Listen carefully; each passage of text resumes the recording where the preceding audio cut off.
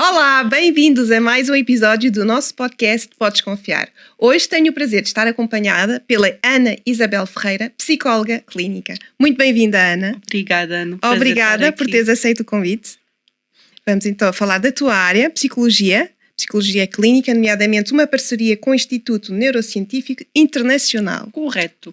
Muito bem. Então, tu também acabas por estar ligada à neurociência e vamos aqui também falar de relações tóxicas, certo? Certo. E vamos a isso. E a primeira pergunta, que é aquela mais... uma das mais importantes, que é: isto é uma área regulamentada, a tua área, em Portugal? A área de psicologia é uma área regulamentada, que faço parte da Ordem dos Psicólogos em Portugal. Há quem seja licenciado em psicologia, porém não esteja dentro da Ordem dos Psicólogos.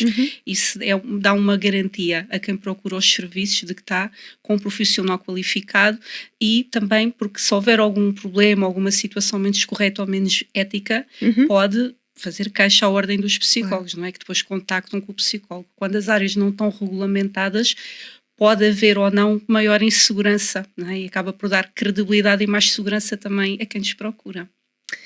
Eu sei que a tua área é então psicologia clínica, mas tens aqui uma especialidade integrada. Podes falar sobre isso? Sim, então, é uma especialidade que eu comecei por fazer terapia familiar e dentro das famílias que eu acompanhava, eu fui-me apercebendo que a maior parte dos problemas que não tinham solução, não é, dentro da família, existia algo específico dentro daquela família que hoje em dia eu falo da expressão das dinâmicas narcisistas dentro da família. Ou seja, são dinâmicas que acontecem numa família quando existe um ou mais elementos da família que sofre da perturbação de personalidade narcísica. Na altura que eu estudei, que já foi há bastantes anos, né? já sou psicóloga há 25 anos, quando se falava na perturbação de personalidade narcísica, eu considero que não era falado o suficiente. Então, a ideia que nós tínhamos do narcisista era alguém autocentrado que não conseguia mudar porque não tinha percepção da realidade. Era como se fosse, entre aspas, o caso perdido da perturbação que nós não conseguimos ajudar terapeuticamente aquela pessoa a mudar. Mas eu não tive na altura fui desenvolvendo depois ao longo dos anos uma consciência mais alargada sobre o que é que isso na prática queria dizer quando nós estamos a ajudar pessoas que fazem parte de uma família com uma ou mais pessoas que têm aquela perturbação de personalidade. Então comecei a aprofundar muita coisa, estudei muito mais com pessoas do estrangeiro. Em Portugal ainda não se fala tanto, mas eu tenho a certeza que cada vez se vai falar mais, tanto que há movimentos internacionais para quem vive com pessoas assim e tem relacionamentos com pessoas com esta perturbação, sejam crianças que cresceram em ambientes em que o pai e ou a mãe são assim, ou mais familiares, ou pessoas que neste momento na vida adulta não cresceram em famílias assim, mas que se casaram com um homem ou com uma mulher. Aqui saliento, quando se fala em narcisista, não escolhe género. Infelizmente não, é para todo o lado mesmo, que é uma perturbação que toca a toda a gente. Quem vive e convive com estas pessoas acaba a ter vários sintomas que englobados se dá o nome de stress pós-traumático complexo. E acima de tudo é com essas pessoas que eu trabalho. Incluem sintomas de ansiedade, insónia, depressão, as pessoas sentem-se sempre culpadas e não sabem porquê, as pessoas têm autoestima, o seu amor próprio esborrachado mesmo e não sabem porquê. Então nós conseguimos encontrar pessoas que têm carreiras espetaculares, que são pessoas que têm todos os motivos e mais alguns a vários níveis para se sentirem realizadas e bem. Porém, em processo terapêutico, o núcleo é de uma falta de algo muito central que não está ali presente, porque a pessoa está mesmo traumatizada. Então, estes movimentos internacionais estão a fazer pressão para este diagnóstico do stress pós-traumático complexo ser incluído no DSM-4, que é um manual de avaliação da saúde mental. Ainda não está lá, mas para passar a estar lá. Por exemplo, nos Estados Unidos, países que já têm mais investigação sobre este tema, já há casos que vão a tribunal de pessoas que sofrem de stress pós-traumático complexo e que têm direitos que aqui em Portugal ainda nem se fala, né? Porque realmente é muito traumatizante. Só para dar aqui uma ideia para as pessoas de uma maneira geral entenderem de onde é que vem este conceito. Stress pós-traumático, a maior parte de nós já ouviu falar dos traumatizados de guerra. É daí que vem o conceito. Sim, ou dos acidentes, não é? Exatamente. Quando acontece um evento traumático em que a pessoa não fica bem. É como Exato. se houvesse uma parte dela que continua presa no momento do acidente ou na situação de guerra e, de uma maneira geral, nós aceitamos isso e entendemos o porquê daquela pessoa não estar bem. O que é que acontece numa vítima de um narcisista de forma continuada? A agressão é mais velada e acontece, é como se fossem mini-agressões diárias durante anos. Então, não é um evento traumático, são mini-eventos traumáticos muitas vezes ao longo de uma vida inteira. Então, é como um corte de papel. Corta fundo, mas ninguém olha para a folha de papel e diz que aquilo pode provocar um golpe tão fundo, mas efetivamente provoca. Então, normalmente há mais compreensão do público, e eu aqui também falo para o público em geral, que muitas vezes não têm entendimento, nem compreensão, nem compaixão pelas pessoas que sofrem de stress pós-traumático complexo, porque parece que não lhes aconteceu nada assim tão grave, mas a verdade é que aquilo diariamente acaba por destruir a própria estrutura da personalidade da pessoa. Então, nós temos um exemplo, imagina um traumatizado de guerra, alguém que foi torturado, assistiu a guerras, viu bombas, viu os colegas a morrer. Essa pessoa, se estiver aqui nesta sala e alguém deixar cair alguma coisa que faz um barulho muito grande, e se essa pessoa se atirar para o chão, né, tiver um surto e começar a gritar ou ficar descontrolada, é fácil entendermos o porquê e temos calma e compreensão com a pessoa, ou damos contenção, ou ajudamos a acalmar. Quando estamos perante uma pessoa que tem stress pós-traumático complexo de abusos continuados durante um tempo muito prolongado, se essa pessoa surta, quando surta, a nossa tendência é, mas estás assim porquê? Tendência geral, que não estás assim porquê? Porquê é que não sais dessa situação? Ou tens que ser forte, ou não te pior, não te faças de vítima. Não é? Quando de verdade a pessoa esteve a ser vitimizada durante muito tempo. Então, a falta de conhecimento sobre este tema, e é por isso que eu agarro este tema quase como uma causa e missão, é da consciência coletiva, tem de saber o que isto é, para ajudar a empoderar quem passa por isto e não apenas a apontar o dedo. E o mais grave de tudo isto é que o narcisista é sempre a vítima. Ele vê-se como a vítima. Ele apresenta-se como a vítima. Então, quem não está dentro da situação no dia-a-dia, aquilo que mais acontece é, quando a vítima finalmente se queixa daquilo que está a passar, o narcisista já fez uma campanha de difamação tão grande sobre aquela pessoa que quando ela começa a falar aquilo que passa, já ninguém acredita nela. Porque ela já foi totalmente desacreditada, já ninguém acredita no que ela está a partilhar. Então é importante falar-se disto para, enquanto coletivo, também sabermos avaliar o que é o quê, não é quem é quem.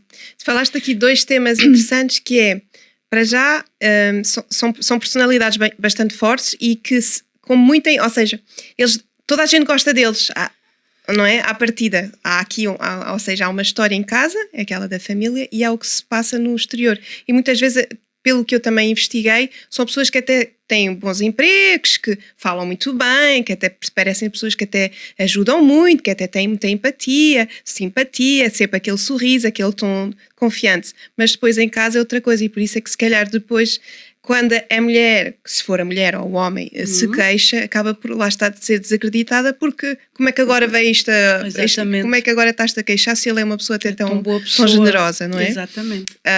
Sem dúvida que aqui acabamos por não ajudar a verdadeira vítima, não é? Exato.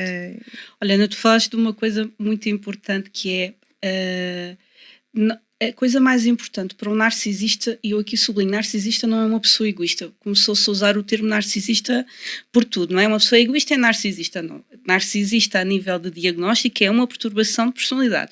Não é uma pessoa que pense ou que tenha uma percepção da realidade e que se mova na vida como nós. Tem outra estrutura interna. Então, a coisa mais importante para eles, como eles não estão em contacto com a sua essência mais profunda, também porque, agora vou dizer isto, é verdade, eu também tenho compaixão por eles, porque eles normalmente também, muitos deles ficam assim devido a trauma também. Então há uma ruptura nas pessoas estarem ligadas ao seu próprio eu, muitas vezes por trauma. Não sempre, mas já vamos abordar a parte cerebral mesmo. Então, como eles não estão conectados ao seu eu, e o seu eu não desenvolve uma estrutura saudável, também por dinâmicas usualmente familiares, eles criam uma personagem. Sim. Ou várias. Então, eles constroem toda a sua vida com base na personagem que criaram. E para eles existirem, aquela personagem tem que ter público. Uhum. Isto ligando ao que tu acabaste Sim. de dizer. Então não há nada mais importante para eles do que a imagem pública. Claro. E tanto temos a imagem pública que pode ser de pessoas que são figuras públicas e que Sim. vivem disso e que têm que alimentar muito isso. E sim, o comportamento abusivo é sempre com os próximos, sempre com os mais próximos, não é com o público em geral. Ou tens pessoas que não têm assim muito público, mas têm que encontrar sempre ou outras pessoas da família ou algum grupo de amigos que os veja como vítimas e eles como os bons da fita e como os heróis.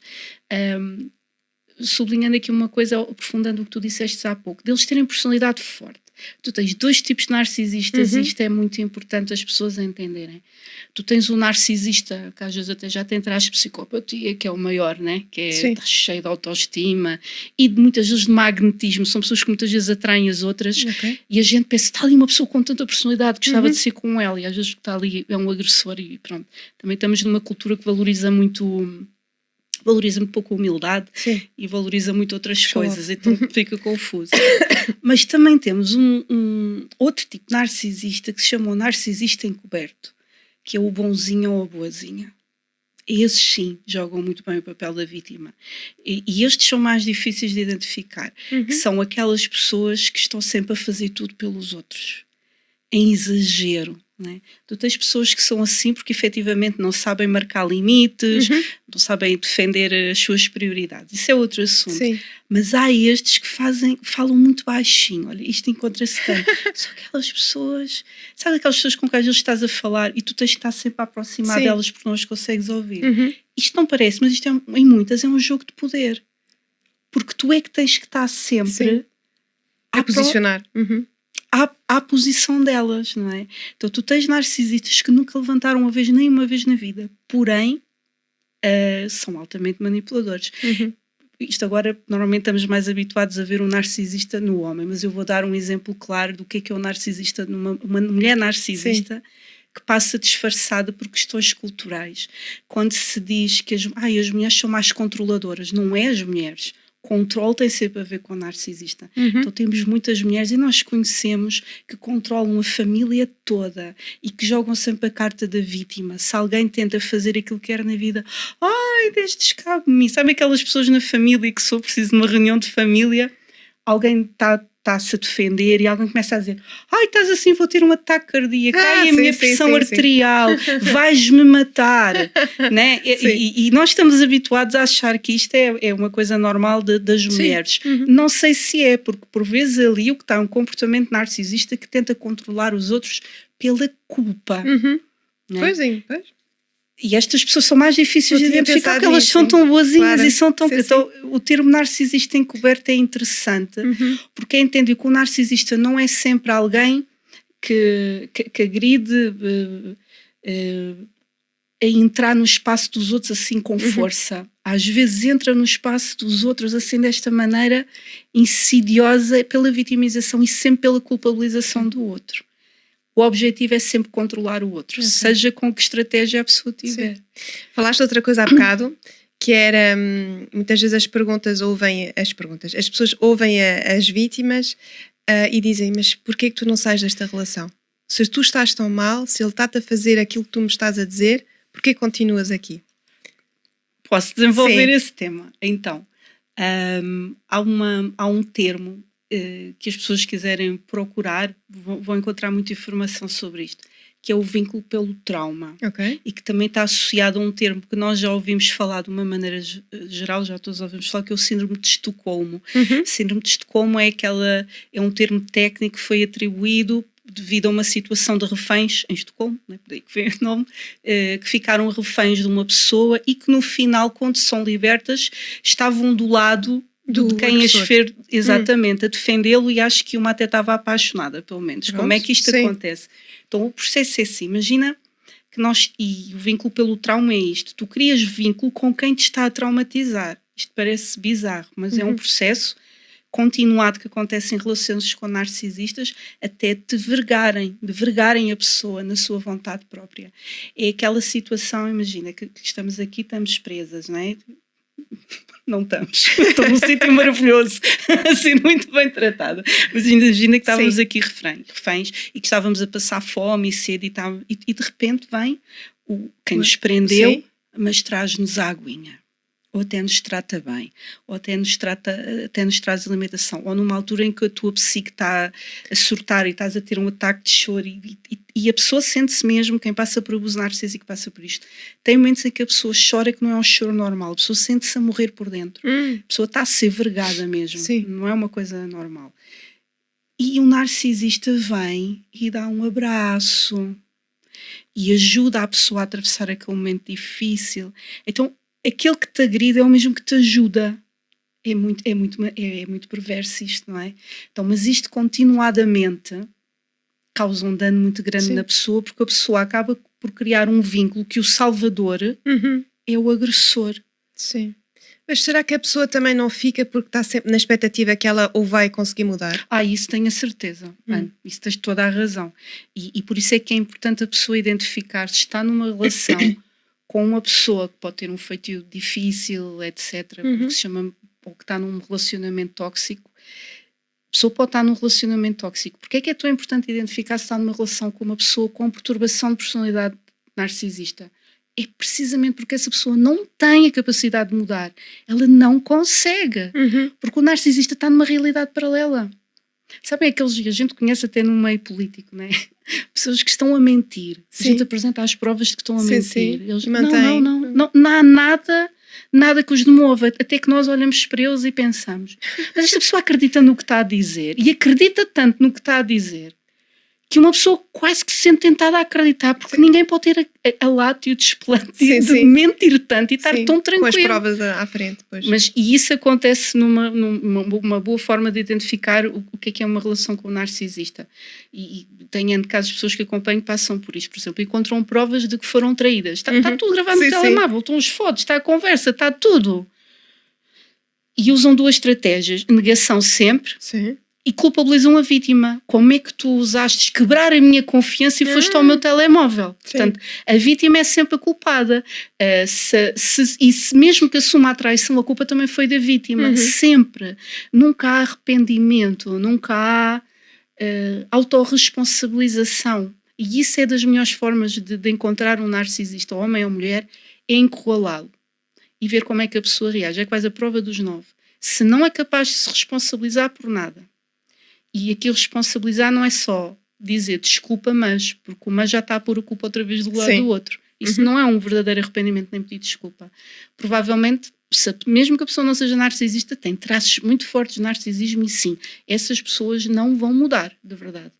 E mesmo que temporariamente joguem o jogo de fazer de contas que se arrependeram, o que é que vai acontecer? E muitas pessoas estão em relações em que estão esgotadas e precisam mesmo de apoio para se erguerem, mesmo depois da relação terminar. Não acaba, o que isto causa na pessoa vai precisar de ser acompanhado por quem saiba bem o que é que isto é, porque senão o acompanhamento acaba por ser mais prejudicial do que ajudar, porque é algo muito específico mesmo. De quando eles temporariamente assumem a responsabilidade, eles e elas dizem que vão mudar. E o que eles estão a fazer é, quando eles voltarem a atacar, eles vão ser piores do que da primeira vez. Porque o objetivo é destruir a vítima. E quando a coisa... Mas eles têm essa noção? Que esse é o objetivo deles? Olha, aí as opiniões diferem. E talvez existam vários níveis de narcisismo. Há uns que não, há outros que nós temos a certeza que sim. E aí já é narcisismo / psicopata, que tem um objetivo muito definido e o objetivo final é destruir o outro. Tu se perguntas a uma destas pessoas, ela tem um objetivo de destruir o outro, ela vai te dizer que não. No entanto, todo o comportamento está a mostrar que sim, não é? E nota-se, muitas pessoas só têm a certeza de que tiveram com uma pessoa assim quando terminam a relação, isto falando dos adultos. Porquê? Porque as relações terminam, as pessoas podem ficar magoadas ou tristes ou zangadas, mas a pessoa que é narcisista vai continuar a querer destruir o outro, porque o outro ousou largar-se do controle. Não é por amor. não é? Se a pessoa já não quer nada contigo e não faz parte da tua vida, segues, tu até podes estar zangado e até podes não desejar a melhor coisa do mundo àquela pessoa, tu até podes nunca mais querer ver aquela pessoa. Isto são tudo reações relativamente normais depois de uma separação. Sim. Mas quando a pessoa é capaz, o narcisista, de estar anos a perseguir aquela pessoa, a difamá-la nos locais de trabalho, a difamá-la publicamente, se houverem filhos, a prejudicar a relação com os filhos, mesmo prejudicando os filhos, são movidos por uma coisa diferente das pessoas normais. Sim. Carecem de empatia, são capazes de ultrapassar limites morais, éticos e empáticos que uma pessoa normal, por mais zangada que esteja ou mais motivos para estar, não é capaz de ultrapassar ali certos limites quando está a causar dor ao outro. E o narcisista / psicopata, também já posso distinguir um bocadinho as duas coisas, têm prazer nisso. Okay. Alimentam-se disso. Alimentam-se da reação que estão a provocar no outro. Têm prazer, são sádicos. Podem ser violentos? Podem, não violentos fisicamente, é isso que referes. Podem, não necessariamente. Tu tens pessoas violentas que não são narcisistas, que são pessoas que tiveram um ataque de raiva, não estou a dizer que é bom, né? Sim. Mas tiveram um ataque de raiva, mas depois param, o que é que eu fiz? E é verdadeiro, né? Sim. O narcisista não tem esses momentos de verdade. Nunca tem empatia pela vítima. Um narcisista ou psicopata pode-se identificar pelo prazer que têm em serem sádicos. Têm prazer. Então, uma coisa subtil que se pode identificar em agressão verbal ou física ou o que for, é um sorrisinho que fazem, chama-se o smirk em inglês, é uma expressão que se usa. É um sorrisinho de maldade que é muito perturbador. Quando estão a ver alguém a sofrer. Qualquer uma de nós, imagina o nosso maior inimigo, alguém que nos fizesse muito mal, que estivesse aqui a sofrer terrores, o que é que uma pessoa normal se sente nessa altura? Não é capaz de ficar a olhar e estar a sorrir, porque mexe connosco. A gente não, é normal não empatia, não querer ver o sofrimento do outro ser humano.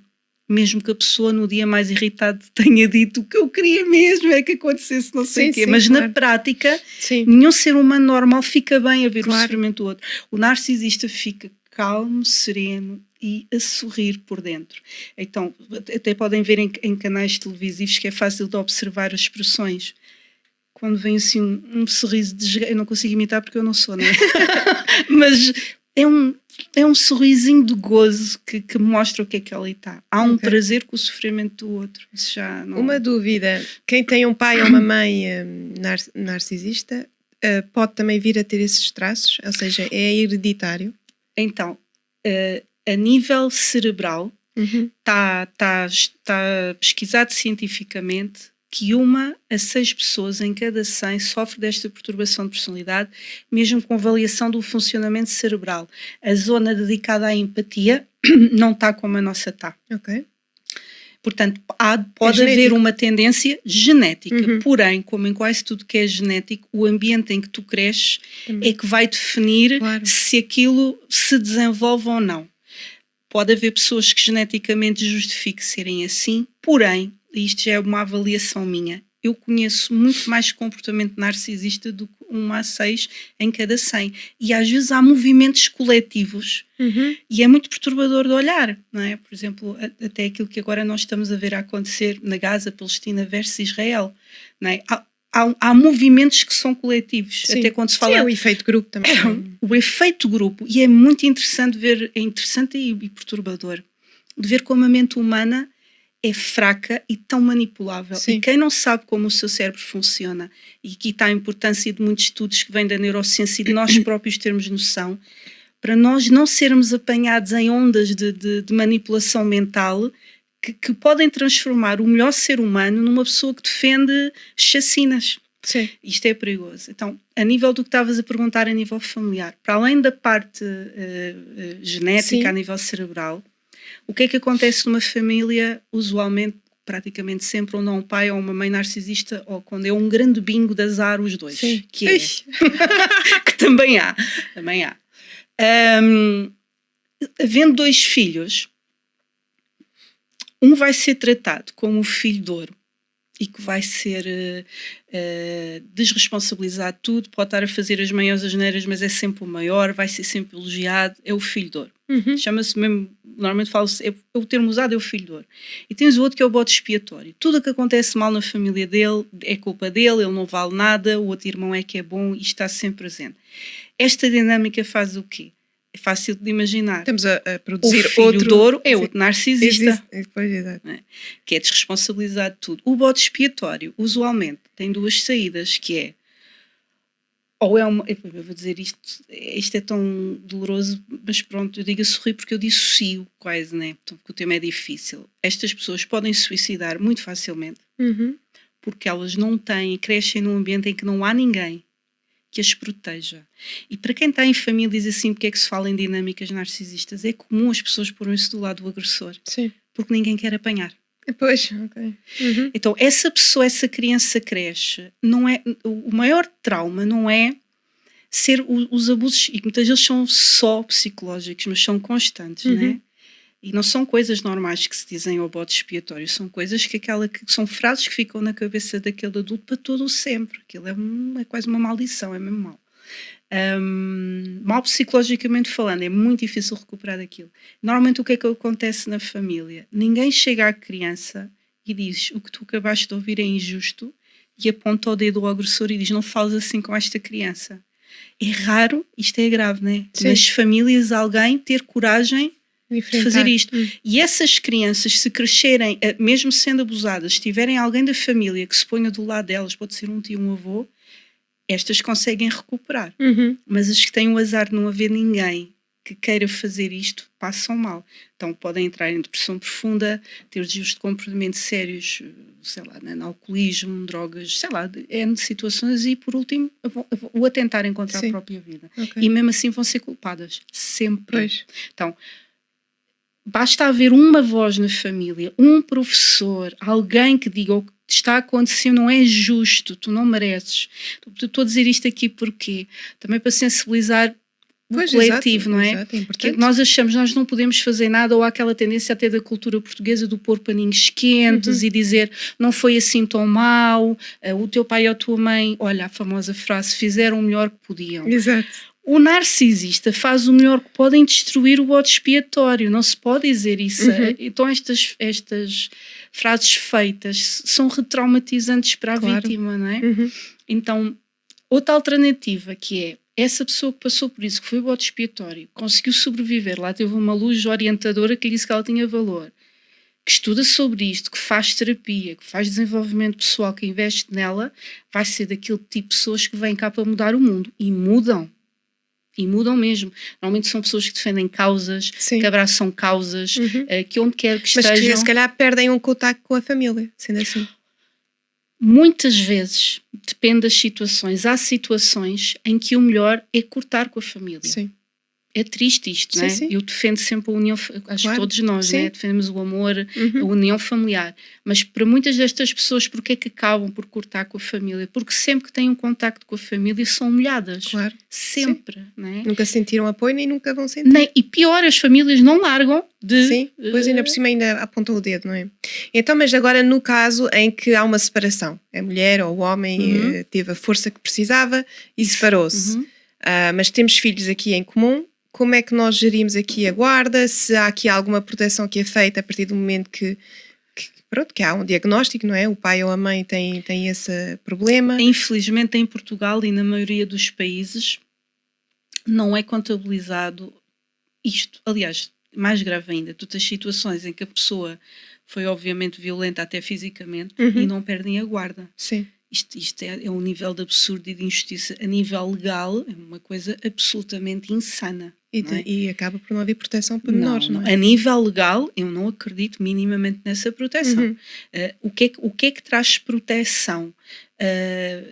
Depende, e aí está a parte da terapia individual, né? E de quem saiba muito bem como é que estas pessoas funcionam para ajudar o pai ou a mãe que teve casado com uma pessoa com esta perturbação de personalidade e os filhos sobreviverem a isto. E a solução nunca é: o que é que eu não aconselho? Identificou que uma pessoa é narcisista, não lhe diga isso. Okay. Não a confronte, não, não diga nada. A pessoa tem que aprender a ser inteligente. Ok. Não pode ser reativa, o que é muito difícil quando a pessoa está... Né? Cheia, né? E com raiva e quando toca aos filhos ainda mais difícil Sim. O principal conselho que eu dou às pessoas que lidaram com pessoas destas, e daí a terapia ser tão importante, porque não é fácil chegar-se a esse ponto, mas é quase um mestre zen guerreiro, que é tu não reages. Eles alimentam-se da dor que te causam. Reação. Pois. Sim. Alimentam-se, eles gostam de causar dor. Então é tu... Para quem que está nestas situações é não mostrar dor. O problema é se tu tens guarda partilhada, os teus filhos vão para a casa do pai ou da mãe e tens aqui um sofrimento, não é? Sim, e mesmo que não haja guarda partilhada do comum de uma semana de um lado, mas pelo menos em Portugal é o que normalmente se defende, se o outro lado também o quiser, mesmo que seja só fins de semana de 15 em 15 dias, é muito assim tempo. É difícil. Além de toda a gestão e todas as decisões que são tomadas, por exemplo, um dos problemas que acontece isto a nível legal, quando decisões a nível da educação normalmente é sempre do lado dos dois pais. Mas tu tens um narcisista, ele não está... As decisões não é para o bem da criança, as decisões são para chatear, perturbar o ex-companheiro ou ex-companheira. O objetivo não é o melhor da criança. E não existe ainda, na maioria das pessoas, a noção de que quando as pessoas têm que sentar os dois e conversar. Com um narcisista não dá. Vamos tentar todos não há terapia familiar.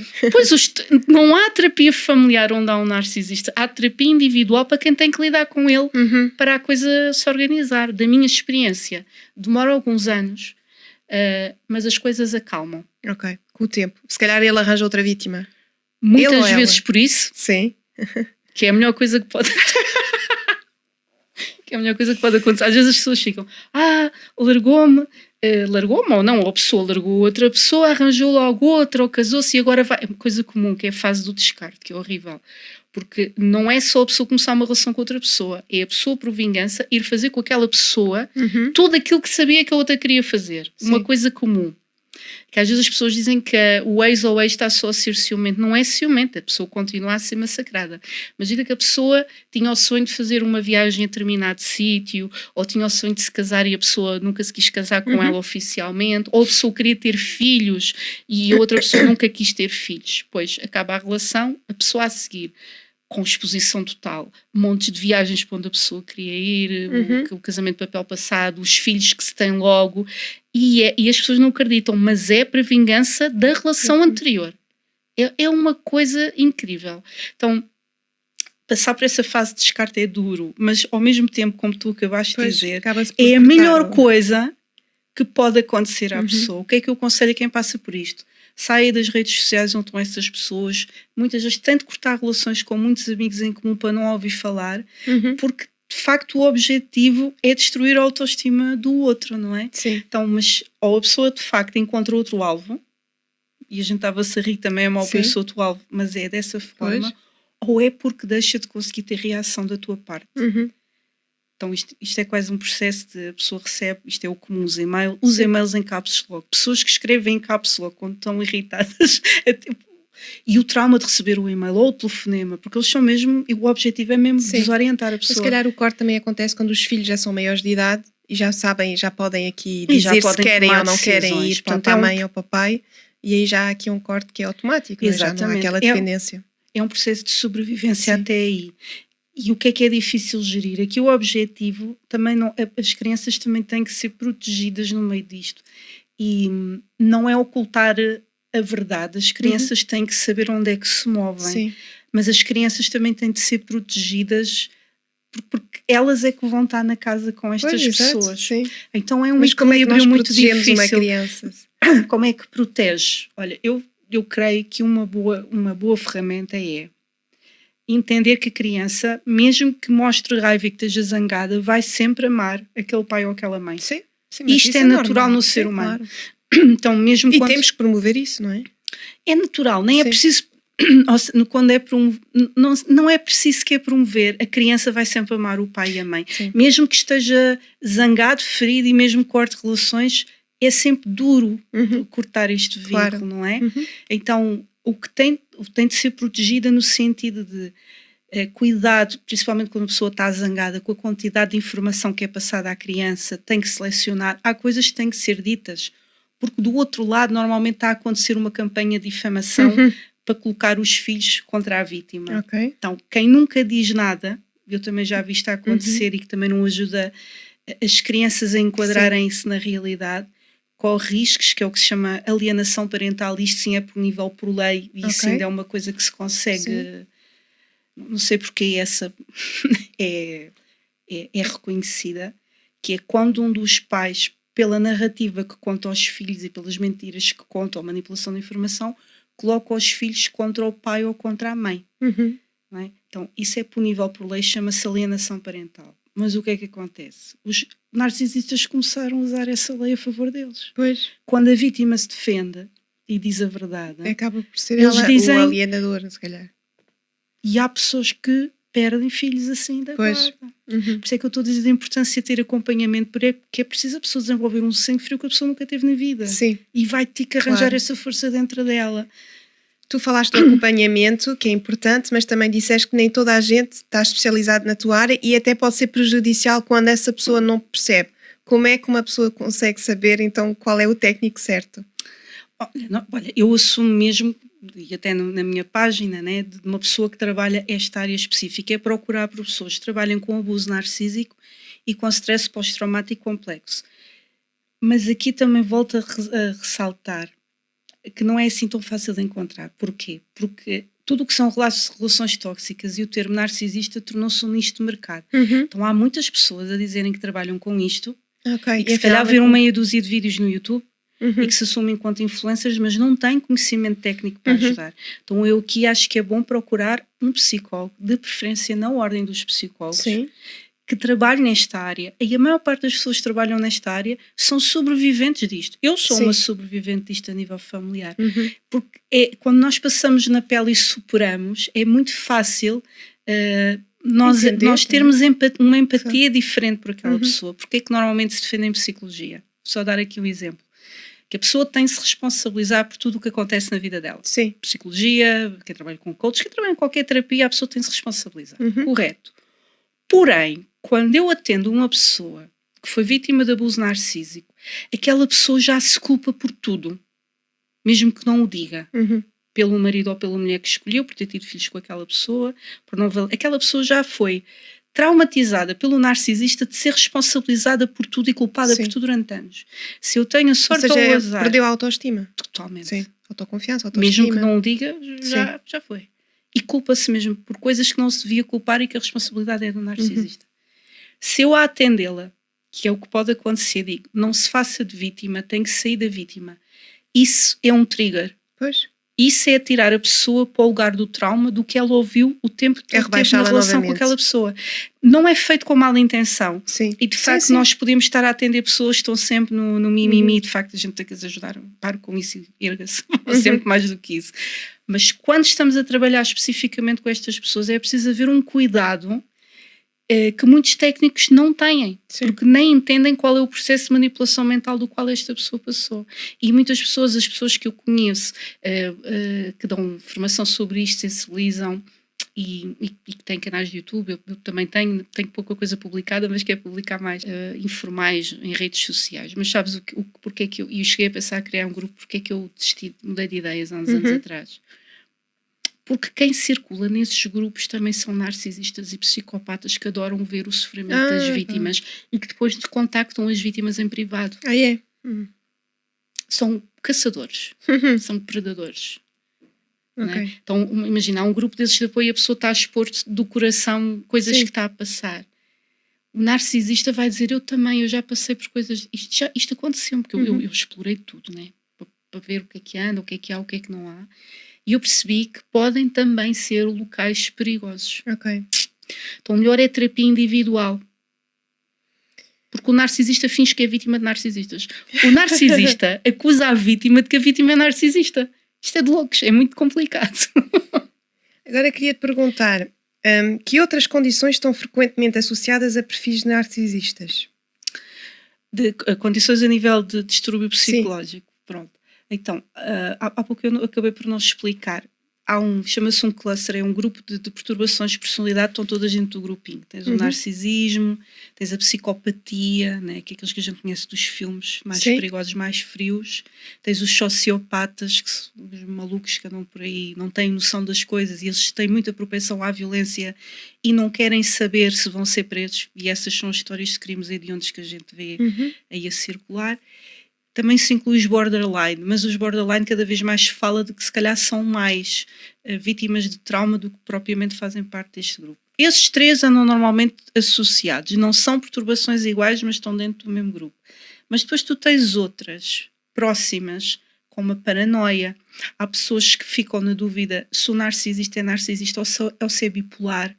Ok, Tem mudanças de estados de humor. A paranoia por vezes pode, porque eles acham sempre que são a vítima e que os outros querem fazer mal.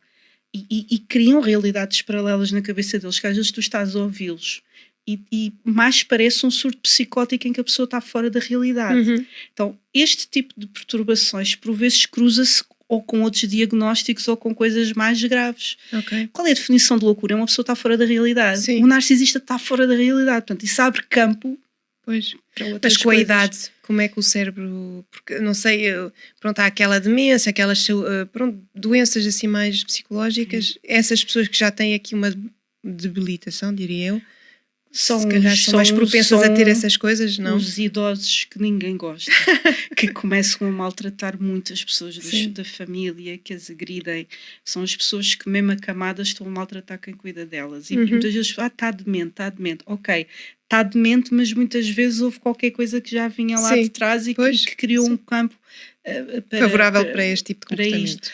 Falaste a nível do desenvolvimento cerebral, o que é que acontece? A neurociência prova isto. Nós temos neuroplasticidade. Há muita coisa que nós podemos fazer para melhorar o funcionamento do nosso cérebro. Então, mesmo para quem me estiver a ouvir, e eu tenho muitas pessoas que me procuram ou leem o que eu escrevo ou o que eu falo e dizem, não estou preocupado que eu se calhar sou narcisista. Não, é sério. Claro. Então, ainda bem que o dizem, né? Mas só me dizerem isso, diz-me que pode ter traços, pode ser uma pessoa controladora, a pessoa pode se aperceber que é tóxica, etc. Porém, um narcisista de raiz nunca vai achar que é um narcisista. Nunca. Portanto, quem acha que se calhar é narcisista, fique tranquilo, pode fazer terapia e lá está. Se tiver traços de narcisismo, principalmente para quem cresceu com famílias assim, que acontece muito, eu atendo pessoas assim, que ficam, que dão por elas a pensar, eu ando a magoar toda a gente, eu estou a estragar as minhas relações todas. E a pessoa tem noção e precisa mesmo de ajuda e de terapia continuada para corrigir aquilo que aprendeu e que ficou programado muitas vezes no seio da família, em criança. Então, como a neuroplasticidade existe, boas notícias, a pessoa não está condenada a ser assim para sempre. A pessoa pode mudar e tornar-se um ser humano muito mais espetacular do que se não fizer terapia. Portanto, mas isso é com traços. Traços corrigem-se. Com traços, exato. Então, e é possível haver uma reprogramação do nosso cérebro quando somos vítima? Depois de uma relação? Sim. Claro que sim. É possível, é necessário e da minha experiência exige duas coisas. Da parte de um terapeuta ou da parte das pessoas que acompanham e têm familiares ou amigos que estão a passar por isto. Um equilíbrio entre compaixão versus abanão. Eu diria que é saber dar contenção à pessoa, porque a pessoa vai precisar de falar 1000 vezes da mesma coisa. Portanto, eu também desejo muita paciência a quem tem que lidar, porque é difícil, né? Está sempre a ouvir a mesma coisa, mas porque é que não sais daí, né? De terapia. Compaixão, mas ao mesmo tempo a pessoa tem que se reprogramar para sair dali, sim. E isso é preciso ajuda profissional muitas das vezes, porque a pessoa dá nós sabemos isso a nível pessoal, eu também. Uma coisa é eu sou enquanto psicóloga, outra coisa é enquanto amiga, né? Às vezes a gente está à vontade de dar um abanão às pessoas, mas não tem resultado. Porque a reprogramação tem que ir fundo. A pessoa tem que entender que muitas vezes cresceu com a crença de que defender-se faz dela má pessoa, por exemplo. E isso é uma coisa que está muito culturalmente enraizada. Um padrão comum de maneira de ser das pessoas que eu conheço, homens ou mulheres, que acabam neste tipo de situações na vida adulta, tinham muito desejo de serem boas pessoas. Ficam mais... Parece que lhes falta algo no sistema imunitário para se defenderem. e têm que receber, entre aspas, uma vacina, uma programação para perceberem que se defenderem é um direito e que não faz delas má, porque o que acontece às pessoas que se começam a reprogramar para se libertarem disto é de todas as vezes que marcam um limite sentem-se culpadas, acreditas? Então tem que se tirar esta coisa de culpa que está lá dentro. Agora, uma pergunta, uma curiosidade. O perfil narcisista encontra sempre o mesmo tipo de pessoa, ou seja, isto não acontece a qualquer mulher ou a qualquer homem ser, vamos dizer, submissos, não é? É preciso ter aqui alguma característica para aceitar lidar com viver anos, não é? Se for preciso a vida toda com um narcisista. Olha, tens 2 tipos de perfil de pessoas, que é a pessoa que já é mais propensa a ser submissa ou que tem menos autoestima, que é este estilo que eu acabei de falar, que não estão habituadas a marcar limites e a se defenderem e que são mais manipuláveis porque não acreditam na maldade do mundo, são ingênuas. Mas tu tens outro perfil, e isto até não me lembro do nome do livro em inglês, mas é muito interessante, que é isto a nível do público feminino. As mulheres mais procuradas pelos narcisistas e que estão em relações com narcisistas são médicas, juízas, advogadas, professoras, psicólogas. Porquê? Porque o narcisista, recordem isto, eles adoram a imagem que eles têm perante o mundo. Então eles procuram ter uma companheira, eu estou a falar no caso das mulheres porque o livro era sobre o público-alvo, era mulheres. Com os homens será igual, calculo eu, né? Mulheres que procurem ter o senhor doutor ao lado porque lhes dá estatuto. Então os narcisistas investem muito em pessoas que lhes podem dar estatuto. Exatamente, alguma credibilidade e estatuto. Como é que estas pessoas são apanhadas? Mulheres que são bonitas, inteligentes, mulheres bem empoderadas, como autónomas, é que acabam? até financeiramente. Tudo, exatamente, que nem têm independência económica. Como é que acabam aqui? Eles aqui usam este tipo de narcisistas, têm que usar outra estratégia com estas mulheres. Eles não começam logo por as vergar.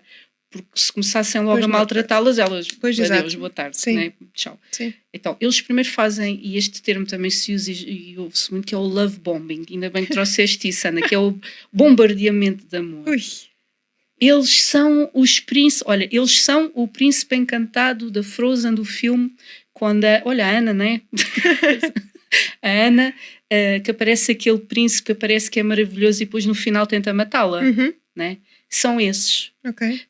Então, esses de início aparecem às mulheres mais poderosas ou aparentemente mais empoderadas como o homem perfeito, tratam-nas bem, cozinham, super românticos.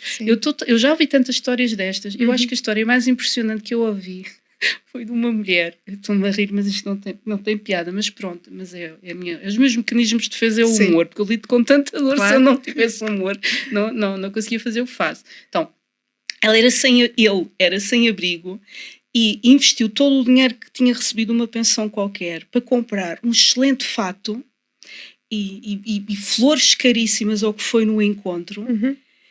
E então investiu durante uns dias nos melhores restaurantes, mas dormia num carro, ele não tinha casa, percebe? Para a conquistar. E depois, de repente, arranjam uma história de que da casa onde eu estava é sempre um drama, é sempre histórias difíceis de explicar. Ou foi posto fora de casa, ou vivi com o amigo pôs na rua, e a pessoa fica numa situação de, coitado, é tão boa pessoa, então apareceu agora o meu príncipe, também não vou deixar de ajudá-lo, não é? E abrem a porta muitas vezes para eles irem viver lá. Isso é outra coisa, mulheres solteiras. Eu sou mãe solteira. Mães solteiras, muito cuidado. Muito cuidado, porque eles procuram, quando já têm alguma idade, já não estão só à procura de colecionar parceiras. Eles querem uma casa para viver. Um lar. Então eles vão aparecer, qual é o perfil? Adoram crianças. Adoram os teus filhos, logo. Eu olhei para o teu filho e para a tua... sozinha. Porque vem na mãe solteira, alguém que à partida já está mais...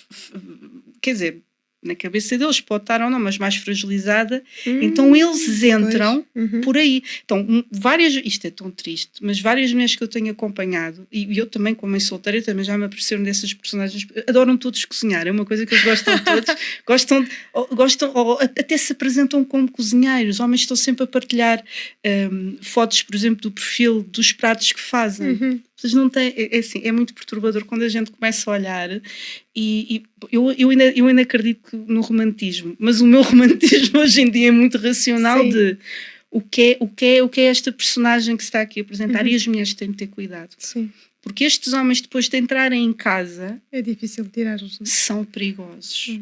E são os que depois se tornam persecutórios. Né? E depois as mulheres ficam com medo por causa das crianças. Pois É perigo. claro. Uma pessoa tem de ter muito cuidado. Muito cuidado mesmo. Mas lá está, volto a dizer, eles procuram pessoas que lhes deem estatuto. Então, uma mulher solteira com filhos, que tenha independência económica e tenha casa, já é algo de espetacular. Claro. Tem de ter cuidado com esses príncipes cozinheiros que aparecem, que adoro crianças. Então, falaste do acompanhamento. Como é que é o teu acompanhamento? São consultas online? Eu neste momento estou a fazer Exclusivamente consultas online? exclusivamente online.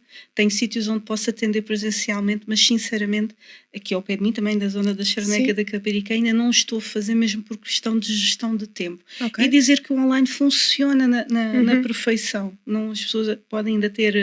Quer dizer, a maior parte das pessoas já não tem essa ideia, porque quando aconteceu a pandemia todos nós tivemos Sim. que nos adaptar. Funciona na perfeição e até é prático para o próprio, que não tem de estar... o tempo que investe em transportes, muitas pessoas estão em situações altamente tóxicas que não podem estar a dizer que estão a fazer terapia. Claro.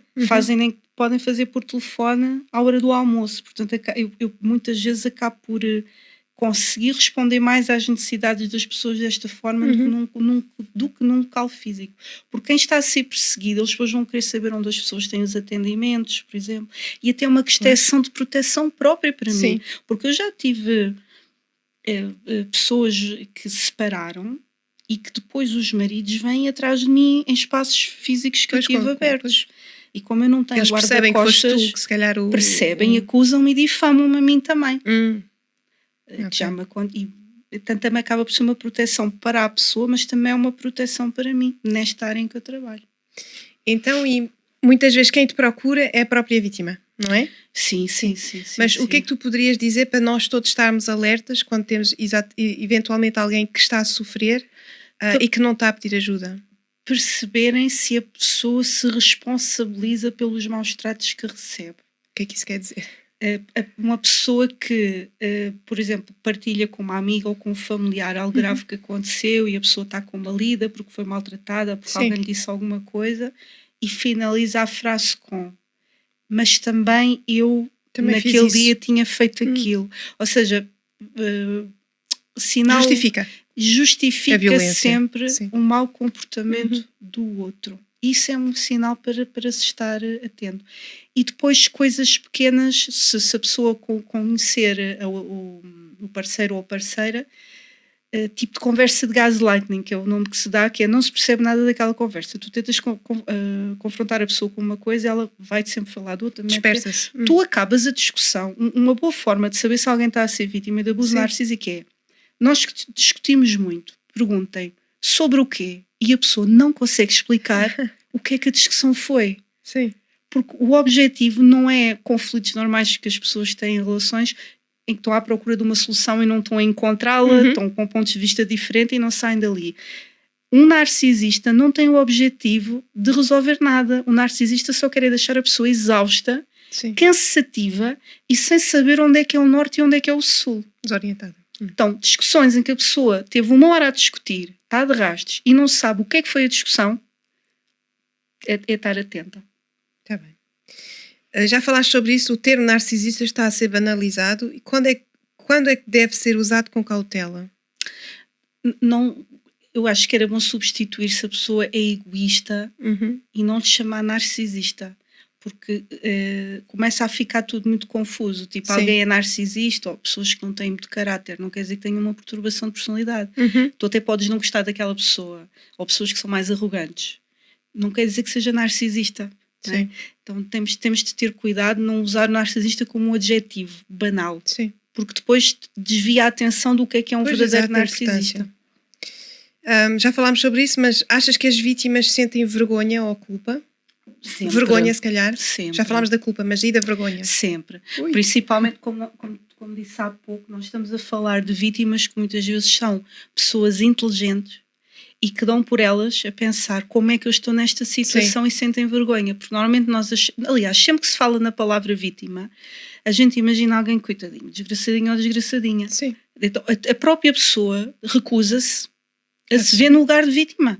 Porque eu sou uma pessoa com personalidade muitas vezes até forte. Faço as minhas escolhas, não é? Faço as minhas escolhas, eu não posso ser a vítima aqui. Então, em vez da pessoa se ver como vítima, que eu aconselho a pessoa para tirar a vergonha e a culpa, dizer, eu fui violentada, eu estou a ser vitimizada, mas eu não sou vítima. Sim. E não é bom para ninguém dizer que sentir-se vítima. Sim. Ninguém gosta, tira dignidade à pessoa. Sim. Até rebaixo. Então, sim, não. Eu estou a lidar com uma pessoa que me quer que eu seja vítima, mas eu não quero ser. Ok. Em Portugal não há, mas eu queria saber se há países no qual há medidas concretas para proteger estas vítimas. Olha, nos Estados Unidos eu sei que, e houve um caso que foi muito falado, que foi mediático, foi o caso do Johnny Depp e da Amber, não sei se recordam, e já houveram outros, né?